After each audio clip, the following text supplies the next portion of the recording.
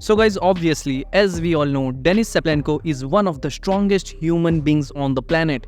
He was very successful in strongman, trick curls and arm wrestling.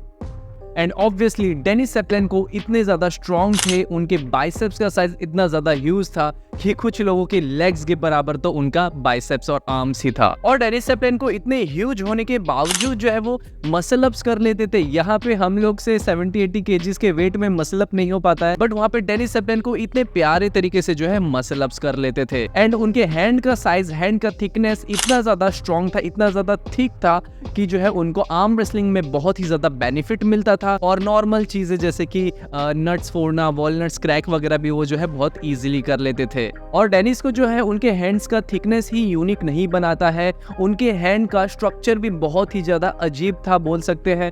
क्यों? Because यहाँ पे जैसे कि हम देख सकते हैं लेवान और डेनिस एक साथ खड़े हैं। ऑब्वियसली लेवान का जो है हैंड का साइज बड़ा है, बट थिकनेस में यहाँ पे डेनिस का जो है हैंड ज्यादा थिक है। और जैसे कि क्लोजली हम देख सकते हैं यहाँ पे डेनिस सेप्लेन्को का थंब का अटैचमेंट बहुत ही ज्यादा लो है। अगर आप ध्यान से देखें, लेवान का जो है थंब अटैचमेंट देखिए और यहाँ पे डेनिस का थंब अटैचमेंट देखिए, उनके फर्स्ट फिंगर और थंब में इतना ज्यादा गैप है, यानी कि उनका थंब बहुत नीचे से जो है अटैच हुआ है, जो कि आर्म रेसलिंग में बहुत ही ज्यादा जो है बेनिफिट, बहुत ही ज्यादा एडवांटेज देता है डेनिस सेप्लेन्को को। सो आज की वीडियो में हम यही डिस्कशन करने वाले हैं कि डेनिस सेप्लेन्को का ऐसा कौन सा सीक्रेट वेपन था जो डेनिस को इतना महान बनाता है आर्म रेसलिंग में। So hey guys, welcome back to KSF academy. अगर आप एक आर्म रेसलिंग फैन है सो मेक श्योर आप ये चैनल सब्सक्राइब कर दे, बिकॉज हम ऐसे फैक्ट्स वाले वीडियोस, न्यूज, वर्कआउट्स, व्लॉग्स आपको लाते रहते हैं, वो भी डेली बेसिस पे। सो मेक श्योर आप हमारे चैनल को सब्सक्राइब कर दे। सो जैसे कि हमने अभी डिस्कस किया कि डेनिस का थंब का जो इंसर्शन है वो काफी ज्यादा लो है।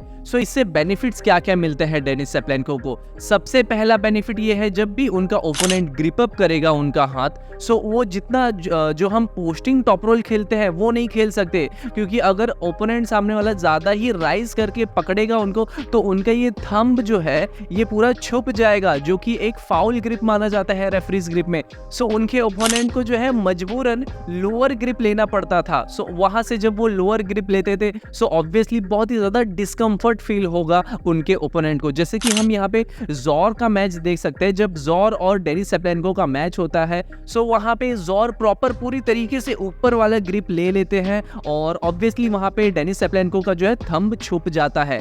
और यही चीज अगर ऑफिशियल मैच में होता तो जोर नहीं कर पाते और वहां पे उनको मजबूरन लोअर ग्रिप लेना पड़ता। यही सेम चीज जो है अर्मिस ने भी बताई थी। जब अर्मिस और डेनिस ग्रिप अप किए थे सो अर्मिस को काफी ज्यादा जो है अजीब लग रहा था उनका ग्रिपिंग करने का स्टाइल, और वो जब डेनिस को ग्रिप कर रहे थे तो काफी डिस्कम्फर्ट हो गए थे। और वही चीज जब वो लेवान को ग्रिप किए तो बहुत ही नॉर्मल उनको जो है हैंड का ग्रिपिंग वगैरह लगा। सो यही चीज वो भी बता रहे थे कि डेनिस सेप्लेन्को को ग्रिप करना बहुत ही ज्यादा अजीब लगता है। एंड सेम चीज जॉन ब्रिजिंग के साथ भी हुआ। जॉन ब्रिजिंग को उनको जो है लोअर ग्रिप लेना पड़ गया, बिकॉज अगर वो अपर ग्रिप लेते तो उनको फाउल मिल जाता। और यही चीज एडवांटेज नहीं है। एक और एडवांटेज ये है कि जितना ज्यादा उनका थंब नीचे की तरफ है उनको डेप्थ ज्यादा मिलता है। जैसे कि डेवन लेरेट ने बताया था, जब भी हम ग्रिप करते हैं हमें हाई ग्रिप लेना है और हमें जितना हो सके ओपोनेंट के हैंड को कवर कर लेना है ताकि उसको ग्रिप करने का मौका नहीं मिले। सो ये एक एडवांटेज उनको भी मिलता है, बिकॉज उनका थंब इतना पीछे है कि ओपोनेंट का आधा से ज्यादा फिंगर्स वो कवर कर लेते हैं। सो ये डेप्थ का भी जो है उनको एक एडेड एडवांटेज मिलता है। तीसरा जो एडवांटेज है हुक का एडवांटेज। अगर बाय डिफॉल्ट उनके ओपोनेंट को हुक में जाना हो डेनिस के साथ, सो वो हुक में जाएंगे कैसे? अगर वो हुक में गए तो वो एक डैड्स मूव हो जाएगा, बिकॉज बाय डिफॉल्ट तुमको तो उनको जो है लो ग्रिप ही लेना है। अगर हाई ग्रिप लोगे तो उनका नकल छुप जाएगा, और अगर लो ग्रिप लेके तुम डेनिस को हुक करने गए सो ऑब्वियसली वो डैड्स मूव हो जाएगा और वहां से डेनिस को हराना भाई नामुमकिन हो जाएगा। और एक और जो लास्ट एडवांटेज डेनिस सेप्लेन्को को मिलता था इस चीज की वजह से, वो है कि जब उनके ओपोनेंट भी लो ग्रिप लेते थे, और हमें पता है बाय डिफॉल्ट डेनिस सेप्लेन्को भी जो है लो ग्रिप लेके ही खेलते हैं, तो बहुत अजीब मैचअप हो जाता था। सामने वाला भी जो है किंग्स में पहुंच जाते थे, डेनिस भी किंग्स में, और डेड रिस्ट वगैरह कैसे भी कुछ भी तरीके से जो है हराया जाता था। और यहाँ पे ऑब्वियसली जब ऐसा मूवमेंट, ऐसा पोस्चर बन जाएगा तो जिसका बैक प्रेशर, जिसका साइड प्रेशर स्ट्रॉन्ग है भाई वही जीतेगा, और तुम डेनिस सेप्लेन्को के बैक प्रेशर, साइड प्रेशर से जीत नहीं सकते। सो ये सारे कुछ एडवांटेजेस मिलते थे डेनिस सेप्लेन्को का थंब नीचे होने की वजह से और हैंड साइज इतना थिक होने की वजह से, और यही मेन रीजन है कि डेनिस सेप्लेन्को ने इतने टाइम तक जो है बहुत ही अच्छी तरीके से आर्म रेसलिंग में डोमिनेट किया। बट ऑब्वियसली अभी वो बहुत ही ज़्यादा इंजर्ड वगैरह है, सो अभी का टाइम हम नहीं गिनेंगे, बट जब उनका प्राइम एरा चल रहा था उस टाइम डेनिस सेप्लेन्को बहुत ही अच्छी तरीके से आर्म रेसलिंग को लीड कर रहे थे।